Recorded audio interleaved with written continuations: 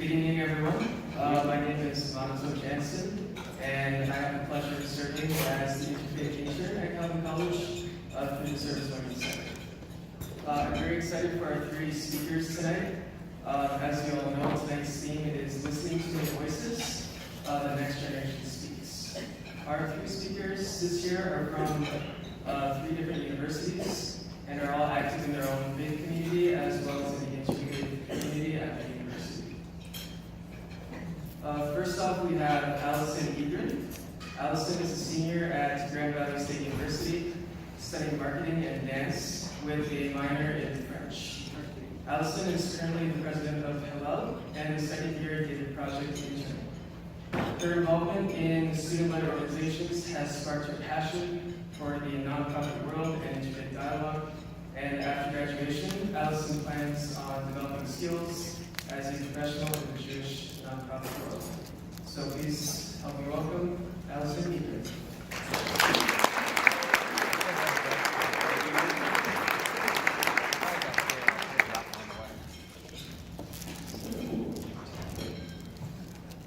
Good evening. Is this good? All right. I'm Allison. I'm from Grand Valley. Growing up in Metro Detroit, having sheltered from the reality of being a minority, and quite frankly, allowed me to take my Jewish religion and culture for granted. You don't know what you have until it's gone is exactly how I would describe my relationship with Judaism. When I decided to attend Grand Valley, my mom alluded to the culture shock I would experience when I moved to West Michigan. She would just look at me and say, "It's different." It's definitely going to be different from here. And as a naive 17-year-old, eager to start college and experience freedom and change, I would just nod and reply innocently, "Yeah, Mom, college will be different from home." It wasn't until Campus Life Night, which is when students can walk around for a couple of hours, learn about all of the different student organizations and clubs available on campus, where I finally realized what she was referring to. I remember so vividly walking around with my new friends, passing tables that had campus ministry, Ice Cream Social for Christians, a Christian soccer club, and the list goes on. My close-knit friend group for move-in day comprised of all Christians and then me, the new token Jew. This was a completely new concept for me. I grew up in a very diverse area with a very large Jewish community. There are numerous Jewish delis and bakeries, a plethora of synagogues, and in 7th grade, every weekend, someone had a bar bat mitzvah that the entire grade attended, Jewish and non-Jew alike. Growing up, half of the school would be missing on a Jewish holiday, some schools would be closed on Jewish holidays, and most teachers would avoid assigning homework to acknowledge the Jewish students on our holidays. Everyone knew at least a little bit about Judaism, and it was a rarity to ever be somewhere in public and be the only Jew. So back to freshman year, my new friends had some different place or event to go to every single day of the week. Sundays they had church in the morning, the will at night, a life group on Mondays, a study group on Tuesday, etc. They all knew so many people on campus because of their involvement with campus ministry, which has about 1,000 active students. And during that first semester, I really felt like something was missing for me. I joined Hillel, although it was incredibly small at the time, I think maybe 6 students, which included the board. The sense of community that all of my Christian friends had that I didn't, honestly made me feel incomplete and a little isolated. At the time, I couldn't see how obvious it was that what I was lacking and craving was a strong Jewish community on campus. Since I had previously taken it for granted and not fully embraced this aspect of my identity, I didn't automatically assume what I was missing was my faith and people who shared similar beliefs as I did. It wasn't until the semester break in December when I traveled to Israel on birthright that it hit me. I was longing for my Jewish community. At the end of my freshman year, I was so eager to join the Hillel board and help work towards my goal of not only building a Jewish community for myself, but also for the other silent Jews who were feeling the same way. At the beginning of my sophomore year, I served as the Hillel's vice president, and there was already a drastic increase in Hillel members. My few Jewish friends from freshman year and I were so excited for this growth and our future potential. At this time, several Jewish guys were starting a chapter of AEI on campus, which is a historically Jewish fraternity. It was all so surreal for me. After a year of yearning and questioning whether we could to stay at Grand Valley, there suddenly was a glimmer of hope. I had made so many new Jewish friends, there was an increase in Hillel events, and I was connecting more with my Judaism, I was suddenly in a leadership position, gaining new skills. I was suddenly becoming this person I would have never expected from myself. A leader of any kind, some super Jew. Truthfully, I was starting to find my purpose. I was beginning to fill all of my free time with Jewish things, spending time with my new Jewish friends, and talking about Judaism any chance I had. I attended several conferences that year across the country, gaining even more leadership skills, meeting other students from all over North America, and was honing in even more on this newfound passion. Last year, I began working with the David Project, which is a nonprofit that promotes the idea of connecting the Jewish students on campus with the greater campus community, promoting dialogue, relationship building, and allyship. During that year, I was focusing on connecting Hillel with some of the other faith-based student organizations, like the Muslim Student Association, and especially campus ministry. With campus ministry, we hosted a Friendsgiving potluck, a Christmas party, and a dinner and learn with our Hillel rabbi, which provided them a space to ask any text-based questions. My same friend group from freshman year was also starting a Bible study at the time, which they were calling Wine and the Word. I half-jokingly said, if you study the Old Testament, I'm in. Surprisingly enough, they said yes, and I was now part of a Bible study. As a kid, I would enjoy going to church with my friends after a sleepover on Saturday nights. I celebrate Christmas and Easter every year at my aunt's house, and now I was in a Bible study. After hearing about this infamous Bible study for years, I had no idea what to expect. I was excited to finally see what it actually was after years of imagining it in my head. However, Wine and the Word turned out to be such a fulfilling and meaningful part of my week. Being able to gather with some of my closest friends once a week to openly discuss our struggles, our needs, our God, and pray for one another was incredibly genuine, uplifting, and indescribable. They would ask me about my perspective and opinions on different stories and passages, as well as sharing theirs. This space to learn from one another, support each other, and gain a better understanding of our respective faiths not only strengthened our friendships, but also strengthened my Jewish faith. Around this time last year, I realized that this is the type of work I want to do for the rest of my life. Nothing had fulfilled me more than working for and with the Jewish community. As I was growing in my Jewish identity, Hillel had grown from 6 members to a solid 50. This year, I had the privilege of teaching 3rd and 4th grade at the United Jewish School here in Grand Rapids at Emmanuel. Being able to share my knowledge and passion with those young children is not only challenging, but unbelievably rewarding and inspiring. We recently started talking about the upcoming Jewish holiday of Purim, which is told through the book of Esther. As we were discussing the mitzvahs or good deeds, commandments of Purim in the 4th grade class, my lesson plan ran a little bit shorter than I was expecting. I started asking them questions on the spot to try to keep the dialogue flowing. I started asking them if they could think of a time that they were Esther in their own lives. For those of you unfamiliar with the story, I was basically asking them for an example of them standing up for themselves or their beliefs. Eventually, one student said that one of her peers had recently written something mean about Jews on a whiteboard at school, and she immediately told her teacher that she was Jewish and felt uncomfortable. The classroom conversation then shifted to how all of them felt being a minority at school and different times that they had to explain Judaism to their peers. Another student compared herself to Esther wearing a mask when she said she hides her Judaism in order to avoid the questions. Hearing about Jews, or anyone for that matter, hiding their identity always saddens and worries me. I told him how I have friends who put their Star of David necklaces in their shirts depending on where they are, and how while it may be easier to hide our Jewish identity, it is vital that we are prideful of who we are. I can relate to my little 4th grade students. Being bombarded with questions all the time about Judaism can become overwhelming and exhausting at times. Usually there are simple questions regarding holidays, place of worship, food, etc. However, sometimes there are deeper questions that I often have a hard time answering, as I am not a rabbi. However, I always try to answer people's questions because I realize the importance of sharing my culture and religion with others. I told my students that while it may be easier to avoid these constant questions, they are in fact changing the world every time they take a minute or two to explain why they don't celebrate Christmas or why they go to a synagogue rather than a church. They all stared at me like I had 3 eyeballs and spoke another language to them. But I continued saying, think of the hate and violence in the world, and one girl interrupted me and said, because of religion. I said, exactly. People are filled with hate because they don't understand.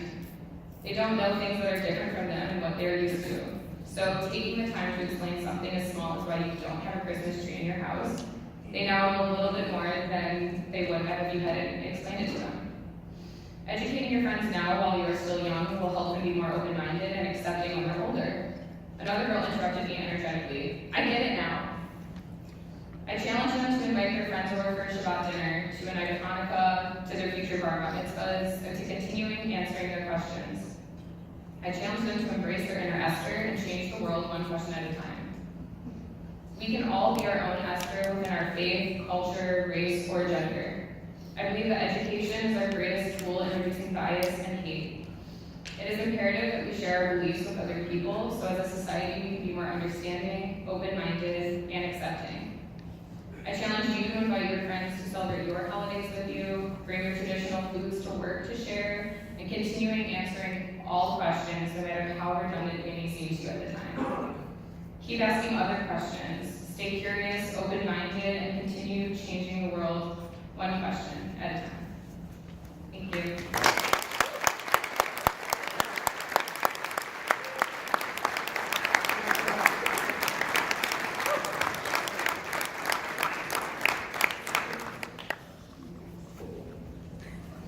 Thank you, Allison. Next we have our second Allison, Allison Egrin. Allison is a senior from Indianapolis, Indiana, majoring in religion and sociology with a minor in peace and justice at Hope College. She is currently an assistant resident director at Hope and is serving as Hope's Kaufman Intern for Interfaith. She also is the founding vice president of Hope Interfaith Youth Alliance, or HIA, a student organization devoted to bringing interfaith dialogue and new religious perspectives to campus. Last year, Allison spent a semester abroad in Oman, where she studied at the Al Amana Center in Muscat. There, she studied Arabic, Christian-Muslim relations, and shadowed the work of the interfaith initiatives through the Reformed Church of America. After graduating in May, Allison hopes to find work as a resident director at a small college or boarding school before heading to graduate school for a master's in divinity and or social work. Her dream is to become an interfaith chaplain. Allison?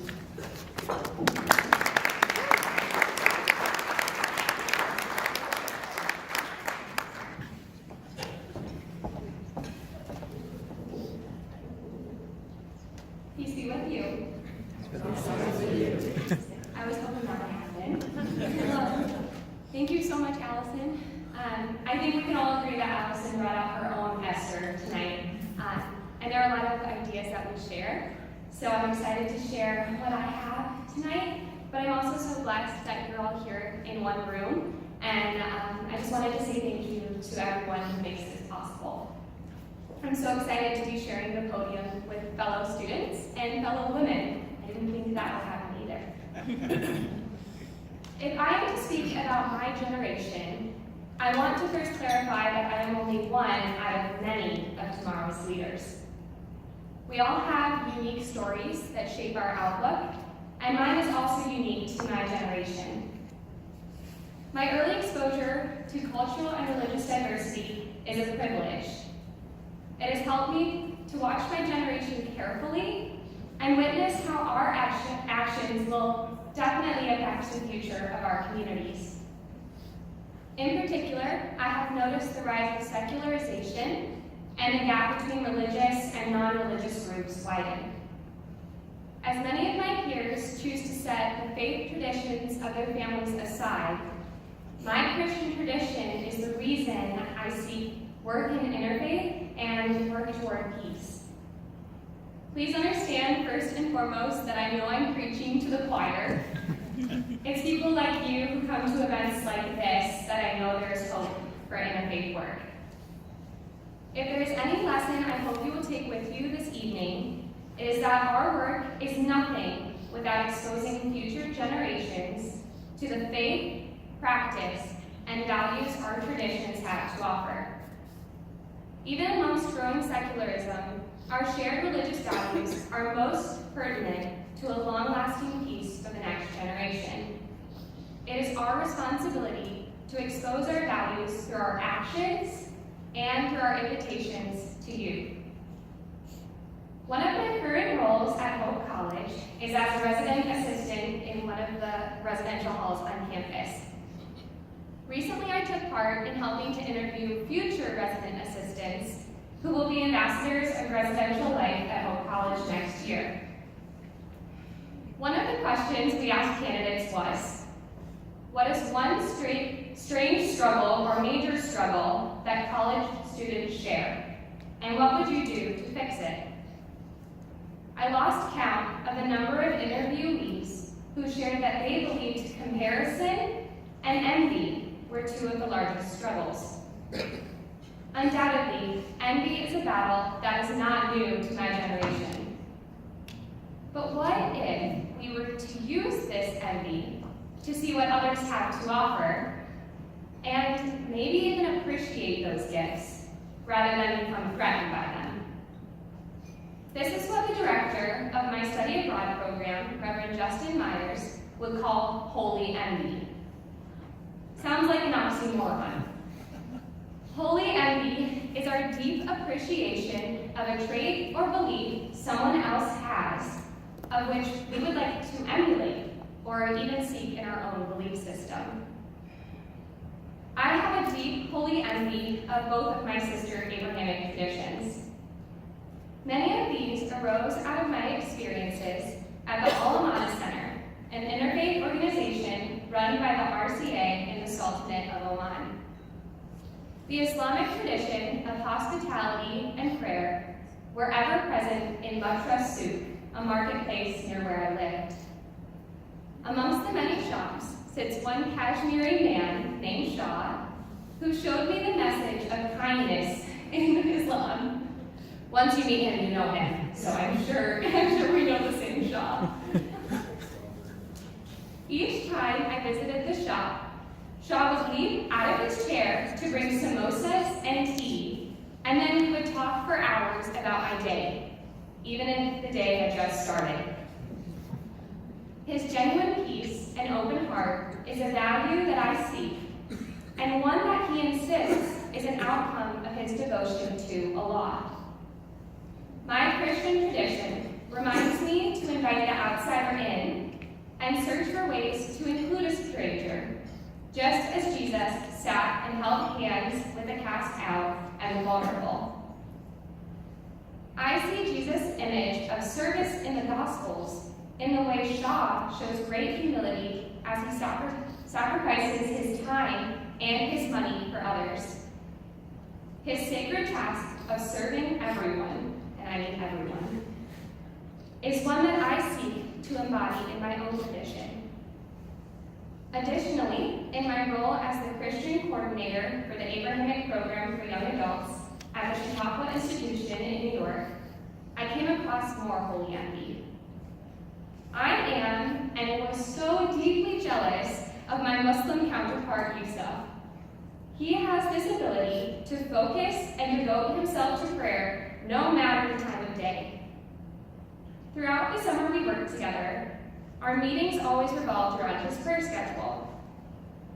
Although sometimes he would have to pray in a Methodist sanctuary or in the corner of a dining hall just to make sure he was on time.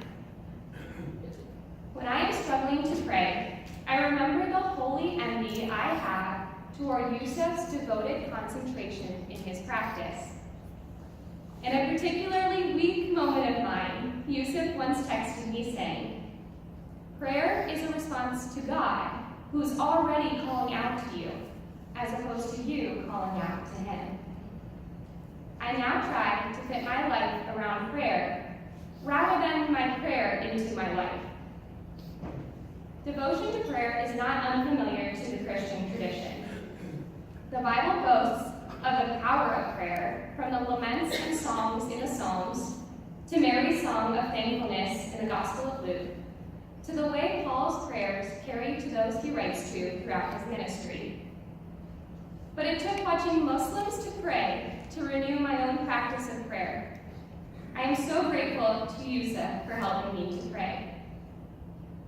Finally, the tradition of Shabbat that I learned from my Jewish friends has also increased a healthy holy envy of my Abrahamic family. Setting aside Friday evening to Saturday evening each week for rest and gathering with family is an incredible commitment. Prior to my invitation to a Shabbat service and meal, I had become frustrated at the lack of participation of my church in daily lives of their congregants. I wanted my Christian family to be with me on more than just Sunday mornings. I wished for community to flourish after the hymns were sung, rather than just during the service. I am not just jealous of the challah bread they eat each week, but of the hands that work together to make it. I yearn for a family of faith often, even in West Michigan. And Shabbat ensures the presence of this community with songs and prayers, but also in a meal and conversation. Judaism teaches me about the strong community that should come with faith and remain in trial. Witnessing Shabbat reminded me of the church that Luke talks about in Acts. Scripture says they broke bread in their homes and ate together with glad and sincere hearts. My interfaith communities and Christian communities now hold much more weight in my heart, and I have a greater cause to find them wherever I'm living. I'm not quite sure where that's going to be after May. Holy envy not only adds to our own individual belief and practice, but to our want to teach and protect others. With the technological innovation that my generation has been brought up with, the world feels smaller than ever. Exposure to religion is at one's fingertips, or simply playing on a screen in a nearby room.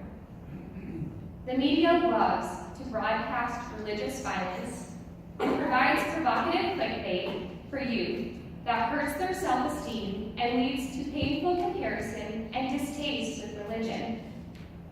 Younger generations can and should be exposed to the beautiful values and stories our traditions have to offer so that they can appreciate the unique ways other beliefs can strengthen their own faith and add to their daily lives.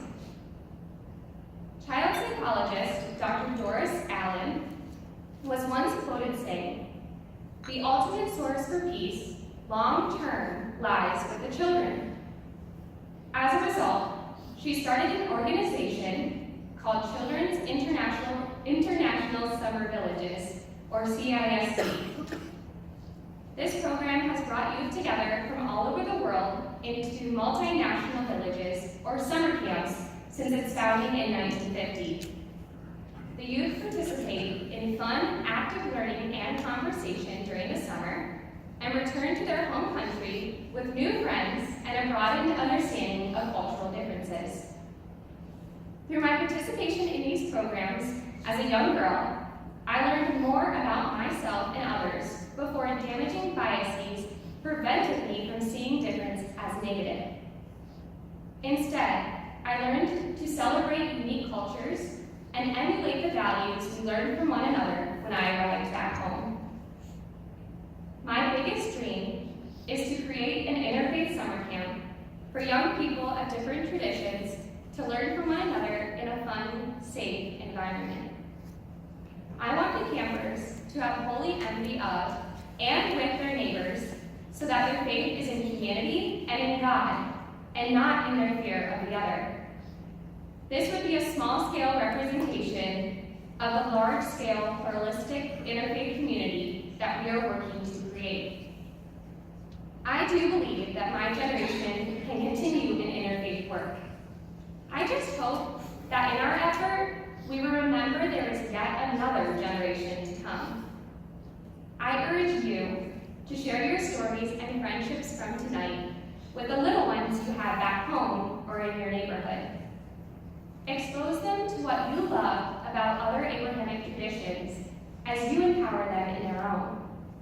And one day, my generation will thank you as we usher their generation into interfaith action too.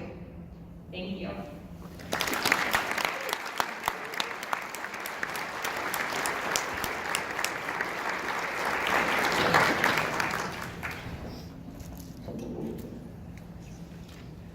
Thank you, Allison. Next we have Tuba Jamaru.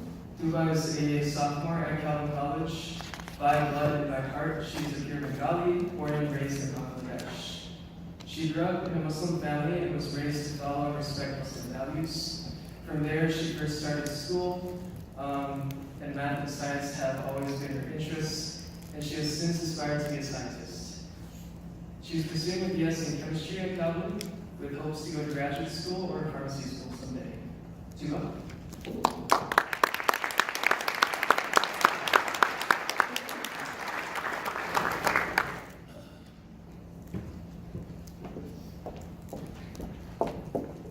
Thank you, Marnato.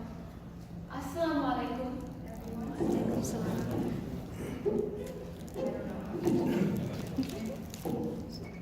So, I am Tuba Jahiron, and welcome everyone. Thank you for coming. Before I talk about my interfaith experience, I thought I should start by introducing myself. Like the majority of the population in Bangladesh, I was brought up Muslim. While growing up, I never realized how different my religion or culture was to the rest of the world. I was just an average girl from an average family. The same rules applied to me as anybody else. I was excited about Ramadan, waking up during Sehri in the hopes that my mom would finally let me fast when I was 3. And my mom told me children fast by eating more, and I believed her. I ate more. They would really, I was the youngest and the smallest, so they would say anything to me, so I would eat a little bit more. My parents were the greatest role models as Muslims. Although I have read the Quran, it was in Arabic, which I don't speak, and so everything I learned were from my parents and my community. My father is a regular, old-fashioned dad, always absent-minded, but giving you random reactions if you talk to him, as if he knows exactly what you're talking about, even though he probably has no idea. He will crack the worst jokes and laugh in serious situations, making my mom furious at some points. He always has advice and opinion, even if he doesn't know anything of the situation. But his favorite remedy will always be, pray 2 rakats of nafil and everything will be fine. My father, however, is the most honest man I know, and this is because of his faith. While he was a high-ranking officer in the army, he never really had to go to war, but he survived death threats and almost a court-martial because there was a corruption charge against him that he got framed for because he refused to take bribes from smugglers and goons. He said, "God will provide for me and my family. I don't need anything else." Even on a small scale, he retained his integrity. He made me return stationery that his PA gave me from his office because he did not want us to use it for personal use. And the next day, he got me my own. My father retired as a colonel, but at home, my mother is still the general. All she ever cares about is her family. She finished her education after she was married, when my other older siblings were very young. When I was 1, my family was posted in a place with no proper schools for my siblings. So she founded her own school, which still exists today, years after we moved away. She has always been my support and my moral guide. She would still do anything for my success, and she wouldn't ever give up on me, even when I give up on myself. Both my parents would stay awake during my exams, praying for me more than I would for myself. By now you must be wondering what all this has to do with my faith.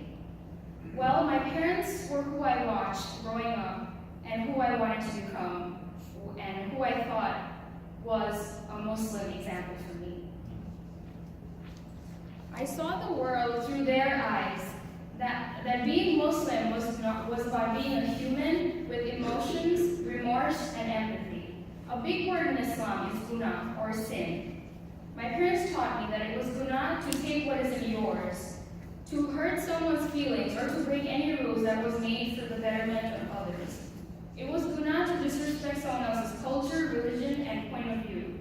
Especially as a Muslim girl, they taught me the importance of modesty without expecting me to wear a burqa or hijab at the end. Because at the end, my mom said it was my relationship with God that I needed to maintain myself.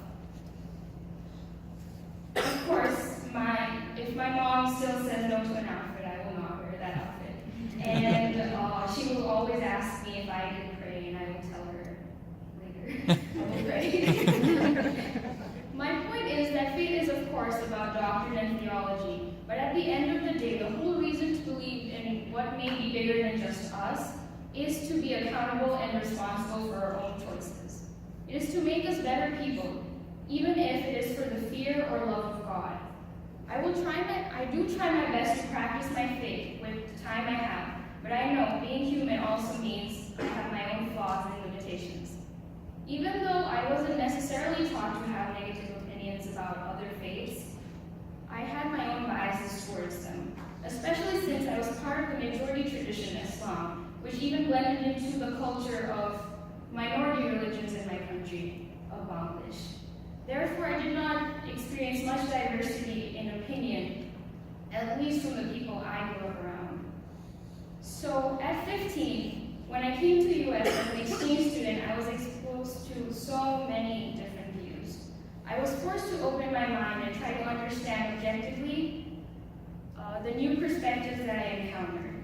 I got to know some very inclusive views from people of other cultures, and I had some unpleasant experiences with people of different traditions. At first, I had the impression that everyone of certain faith traditions, Christianity, for example, were all trying to convert me or telling me that I am wrong. It wasn't until my first interfaith experience the same year that my views started to become more flexible. I was lucky enough to be a part of a conference called Better Understanding for a Better World in San Diego, organized by Imam Bashar Arafat. I really wasn't excited about the trip, but when I got there, I was not only able to make friends from all over the world with different backgrounds, but it dynamically changed the way of my thinking. We were all able to visit a local church, a synagogue, a mosque, and talk to their leaders. All three of them were friends with Imam Bashar, so we were all welcomed with the utmost hospitality. At the end of the day, I found myself uncomfortable by the few things the mosque leader had to say. He wasn't offensive. He said some nice things for sure, but there were certain things that made me realize not everybody thinks how my parents would think. That is when I recall something my math teacher in second grade had told us in class one day. Always put yourself in someone else's shoes. Only because my interaction with Christians and other traditions were so limited, I generalized their opinions about me. Realizing if this was the only example I had of a Muslim, I would have had a different idea of Islam. My best friend on that trip, C, was an atheist. We argued about God the whole time. I still remember her saying, "What if science proves that God doesn't exist?" I don't quite remember what I replied, but I remember that she always saved me a seat on the bus. She would go on rides with me because she didn't want to get me to go alone, and she would share her peach iced tea when I needed it the most. We had only known each other for a few days, but it felt like a lifelong friendship. Because we were so different, we always had something to talk about. Her ideas made me think about my own, and I really started to think why I believe what I believe. Though she wasn't trying to convert me, my faith did become stronger because she challenged my thoughts, and I was still able to affirm to my beliefs. 4 years later, when I got accepted to Calvin, I was still very nervous about being in a Christian college. At Calvin, when I'm surrounded by Christian students, I have begun to notice diversity in Christianity. Ironically, while being in a Christian environment, I was able to think more about my own Muslim faith. Calvin teaches us to think deeply about all perspectives, such as evolution, predestination, and so on.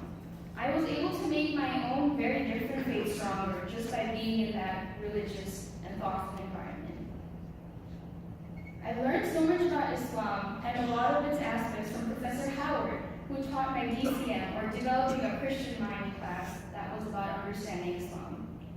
Until I took the class, the idea of DCM frightened me. I didn't want to DCM, but at the end I came out with not only a better understanding of Christianity, but also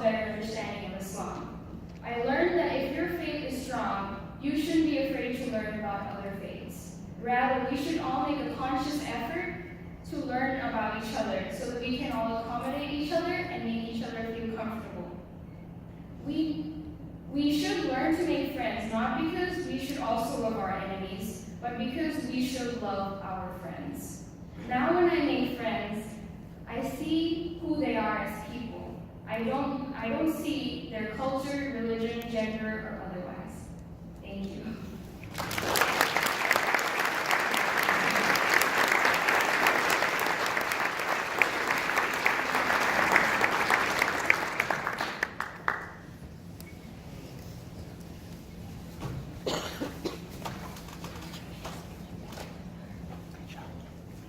So inspiring. When can you take over?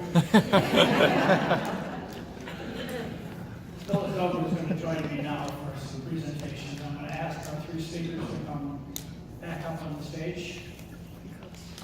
And while they're coming, I want to also thank Manitou for his fine job of introducing and coordinating this. And I'll turn it over to Phil. Don't you feel that they're really hopeful for the future? Yeah.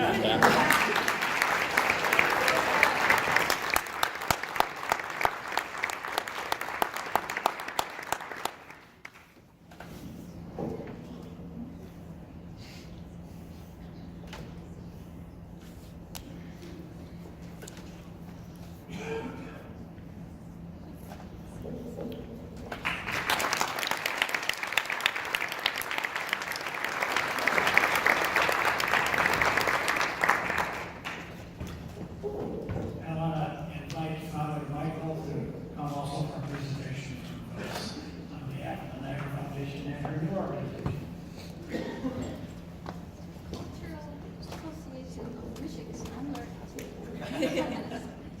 Thank you so much for hosting us on this beautiful room. This is just a small gift.